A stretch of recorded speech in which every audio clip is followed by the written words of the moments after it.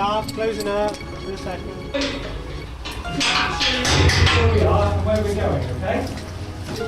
This is the walk we first walked along at the top here, and the map is first about here. The entrance is there, so we're going along here, the end there, right down here, round here, round there, through there, go right down to the bottom there. Hello, Mum. Back through there, through there, and we're going to end up there, where Mr. Gardner's signature is there. And I'd just like to tell you that, and please remember it, because I'm quite prone to fainting and I might not come around for several hours, so you'll be able to find your way back. This was the area that was used for storage, and you'll see at the end here, they're blocked up now, there's little split windows to allow the light in. Right, move on up the passageway this way, please. Okay?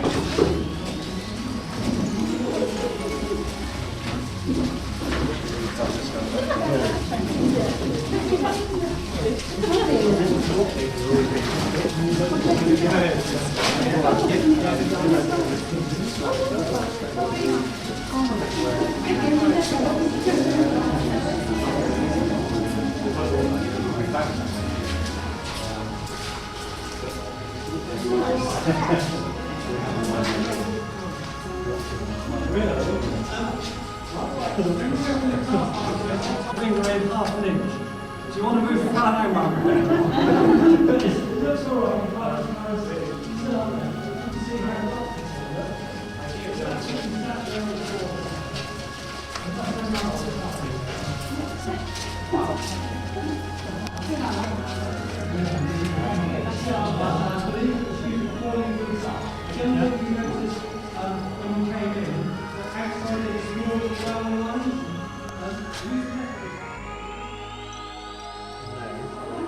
There's some light ones there.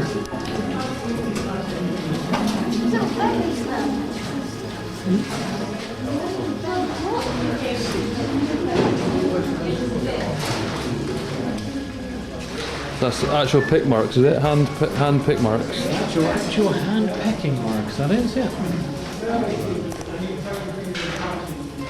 See, this is what I mean. You know, they were searching for a particular kind of sandstone rather than just cutting out an entire bed. Otherwise, why just cut like that? You going through again? Would it?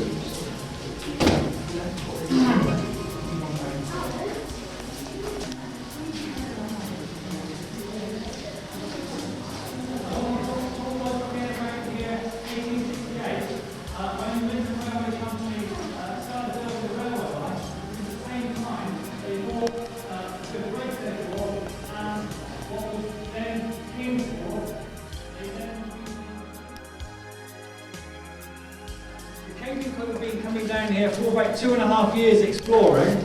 I'll tell you more about our explorations as we go through. And we've found no new rock falls. Yeah.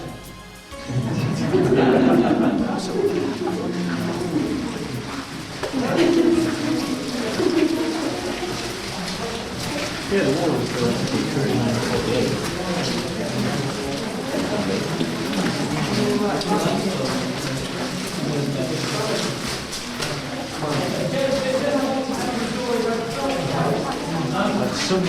somewhere around on the left-hand side where we used to get in.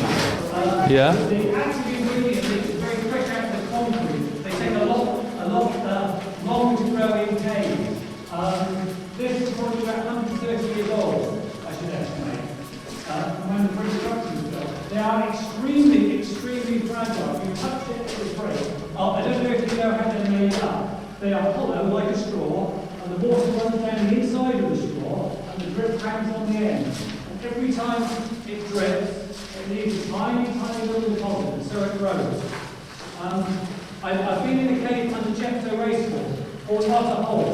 After about 5 hours of falling into the kind of scoopy mud and thinking why on earth we're doing such a horrible sport, you come to this beautiful chamber, and it's about 200 feet long, and the left-hand side is absolutely pure white, and there are hundreds of these straws ranging from this size to one's about 10 to 15 feet long, and it's absolutely beautiful. And the long ones shimmer when you speak. They're so fragile, absolutely beautiful. So if you walk that way, okay.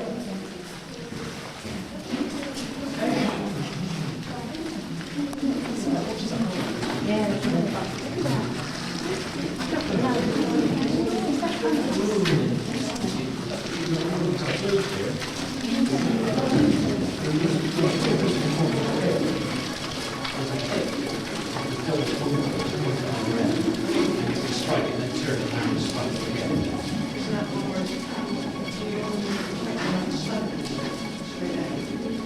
but you can tend to use that side, doesn't it?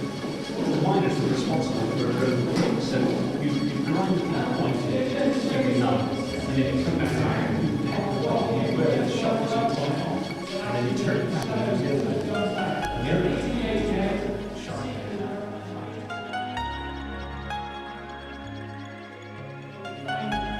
New passages. We found lots of very, very small passages, taken out the infill and found that our first objective was to try and find the base of the lead shop town, because we thought there might be some interesting archaeological features or industrial archaeological features left behind. And our first attempt was up through that hole there. It goes on about 30 feet, and then we started digging. We only dig about 2 hours, because then the ostrich calls. But we over about three sessions of 2 hours, we removed probably about 15 feet. We got further on. We only dig about 18 inches high, only enough to squeeze through, because it takes so much effort to get rid of the spoil. But unfortunately, all we found was the base of the Colosseum, the foundation of the Colosseum pub. And it must be the only pub in Bristol that has a cellar upstairs. So that dig was abandoned. We started another one off that way, which I'll tell you about in a minute. I can't start talking to the public here. Well, I thought you were going to start talking. The people are still coming. Just give it a moment, Kevin.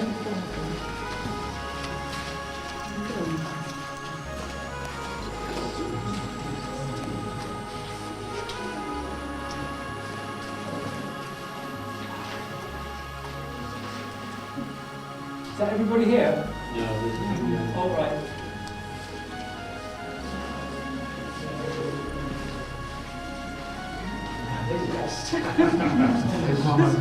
They can see us on this side of the wall and they can't figure out how we got here. Just clambering through the holes. Tell them to come through the holes, yeah.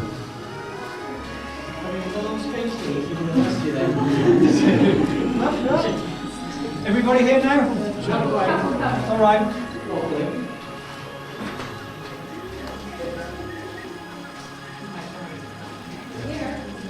Everybody here? Right, I'll start. You've only been in the caves a very short while, but you'll see how photogenic they are. Lots of different lights and shades, different areas of rock, but very photogenic. Film companies think this too, and I think Kevin does as well because he keeps filming me. And last year, about 8 different film companies came in, filming in here. There was a German film company that was filming a program on modern day smuggling, and they filmed 4 series of the Famous Five down here. Anything underground that the Famous Five did, it was filmed in Redcliffe caves. And there are a few other film companies. This is why the sand is in here, and if you look above me, you'll see there's a shaft that runs to the surface. That runs up to the car park, but you can see film companies are not satisfied with the shape of the shaft, so they put a nice polystyrene lip round it. Yeah. And you'll see more polystyrene work further on in the case, but they do a very good job, the people in the caves, the film companies. Right, we will move on to the end here.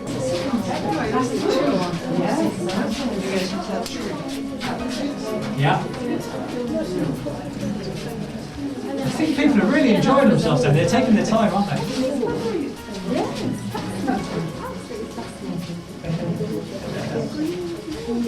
Could you just move in a little bit closer? Don't worry about Kevin, he's tall, he's taller. And just to show you now the tree route, you see it comes through solid rock, it's not following a fault, it comes through very thin, and as it gets further down, it increases in diameter, it's getting its water from the cave floor, the tap roots are.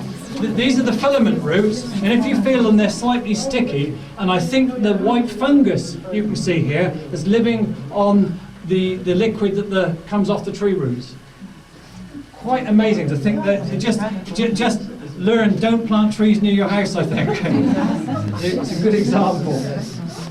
Right? I wonder if it's giggling at the top. So that's actually growing through solid rock there then? What nature does.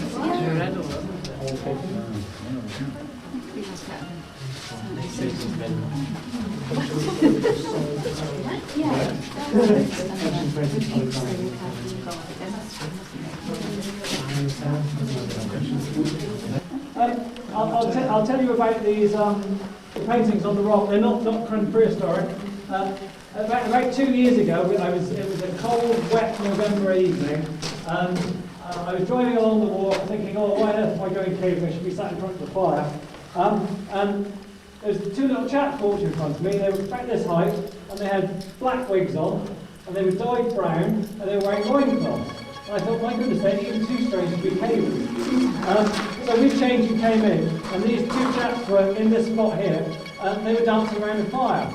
But they weren't that strange because the BBC were filming, they were actors. And they were filming the series The Spirit of the Jaguar. And they were filming South American religious cave rituals in Redcliffe Caves. And it was showing this, well, last November in the Spirit of the Jaguar series.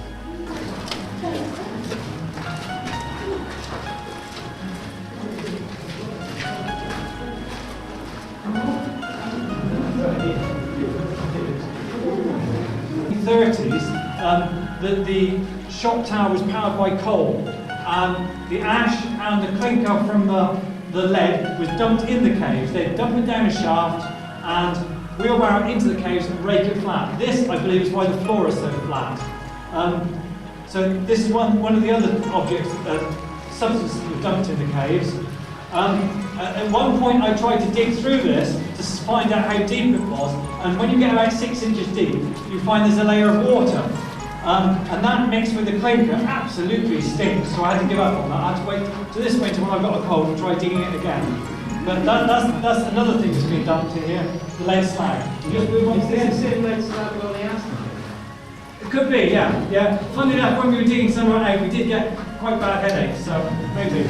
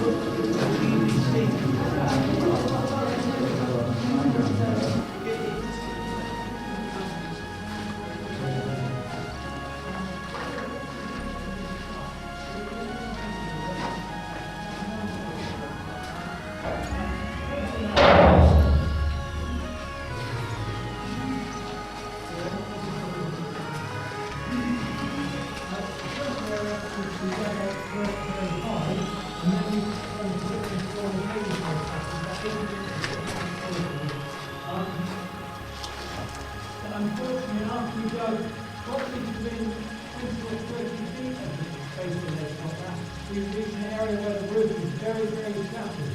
And so we've abandoned this dig. And the only way, well, quite temporary, perhaps we'll go back to it. The only way we can continue this dig is to shore up the roof. And that would mean excavating an awful lot more spoil.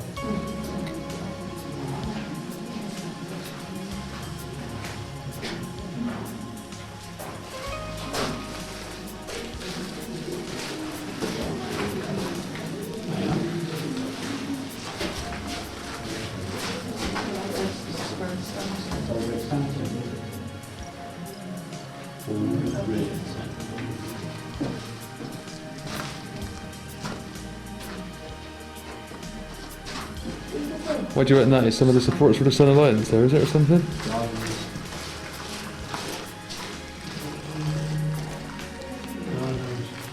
They're doing it, yeah. Red sandstone. Red sandstone.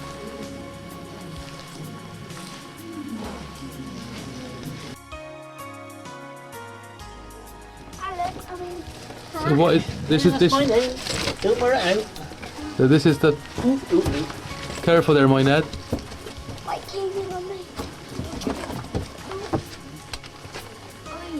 I see.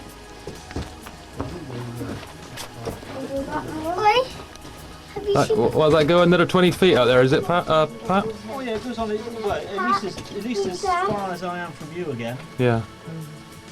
And this is the dig. This is the dig where they're digging then. Yeah. film That's very cool, something? isn't it? So we're Dad, going to can the you bar. film I'm going to make something? myself film. No, exactly. Dad, go on the ground. Probably an inch or 2 inches of the roof, very tightly packed clay. And it's a very difficult job to do something like that, pack it tightly in.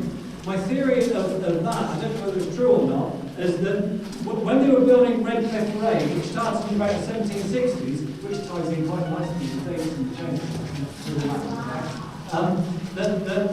they broke into the caves, which were semi-forgotten, and then thought, what a wonderful opportunity to get rid of the spoil, get rid of all the clay and the rubbish. And they, instead of employing a horse and a cart and a man to take it off, paying a farmer at the other end to dump it in the field, they just dumped it straight into the caves and wheelbarrowed it into these more remote chambers. You're always going, oh, you're on pilot. Turn it again.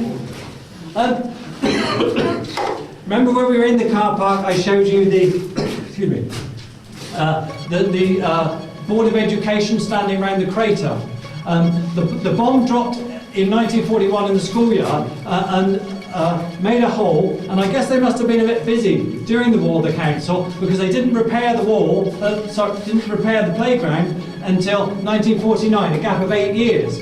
And at the same time they repaired the playground, for some reason, we haven't determined, they came into the caves and built a series of brick walls around the centre section of the caves. And in certain places you can see the thickness of the walls, they're about 6 to 8 bricks thick. So it must have been for structural support. But you can see there's no kind of cracks in the areas of this area of the roof at all. So we really don't know why. We've surveyed from here up through the hole in the wall on the right there and back along passages that run behind this wall, and there's about 20 feet of cave that runs behind this pillar here that we're digging out the clay from, looking for a right turn to try and get behind this wall. It'd be very interesting. I found a picture in 1949 in the Evening Post, and it shows a group of workmen, and they're quite busy like British workmen are. They're standing on their shovels about here. And I was feeling lazy one evening, and so instead of digging, I brought the photograph down to try and determine where it was, which wall it was, and I couldn't locate it. So I can only assume that the photograph was taken from the other side of the brick walls. So that means you've got a nice 10-foot concrete space like that to the other side of this wall.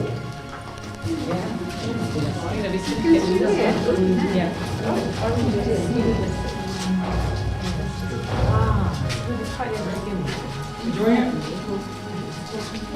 You've got to say that. Are you ready? Yeah. Okay. Smile. There we go. Oh, you're on fire as well. Oh, God. Oh, lovely. All right. I'll take that now for you. Okay, yeah. Just so you don't bang your back. Okay.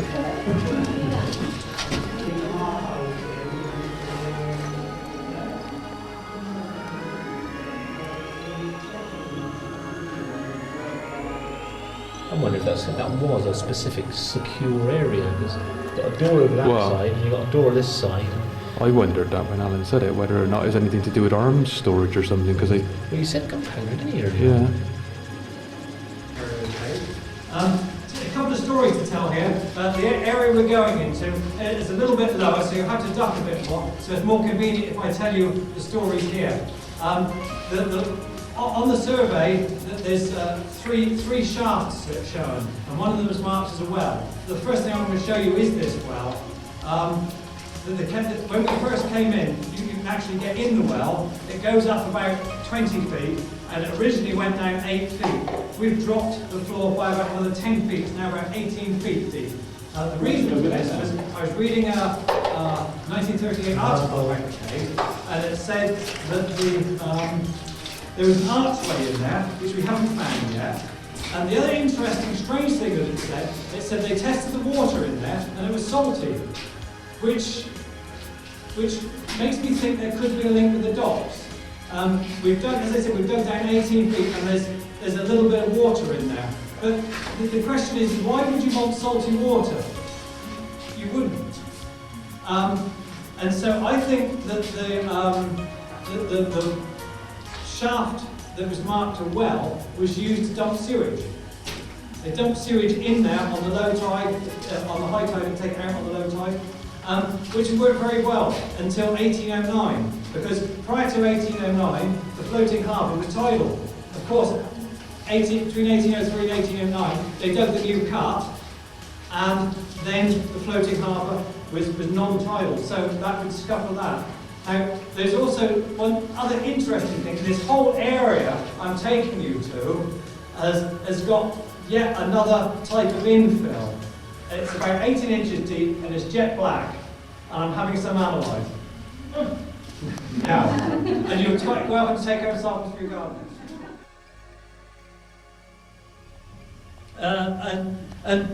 Matthew and I, Matt's here somewhere, we're surveying the right-hand shaft to try and find the location in relationship to the rest of the caves. And we found hypodermic needles up there, but not modern ones from about the 1930s, because they had Bakelite little bits that had joined them to the glass syringe. And so I talked this over with the council guy from the engineering department. He said, oh, they were from the hospital laundry, which is rubbish because that's 50 yards away. In the 1938 article, that told me there was a dentist who lived above the caves. So when I was at the reference library, I dragged out Kelly's directory of the 1950s, and sure enough, there was a dentist who lived right above the cave, but unfortunately, on the other horizontal shaft, not the one with the hypodermic syringes. So I turned back to the 1940s, nothing, to the 1930s, nothing, to the 1920s. That's what terrified me, because it was the Somerset Dispensary for Tuberculosis. And so the syringes and the bandages that are in there came from there. I think there had to be people here digging it out. I think must be a barrier they'd put down and divert it to one area, which is behind the old brick walls, or this back area. They'd let it drain out through these sewers here until it got good and hardish, and then they'd have to dig it out. Yeah. And probably use it on gardens, sell it. Oh yeah, yeah, would do, yeah.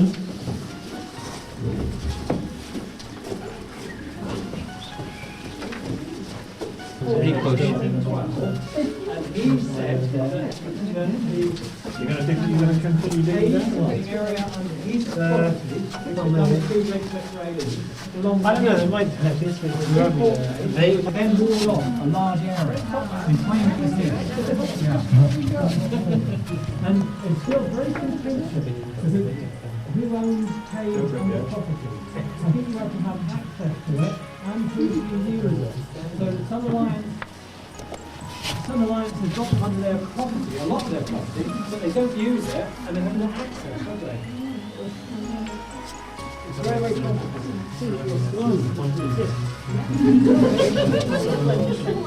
If anyone would like to take some of this back, I'll provide lots of samples.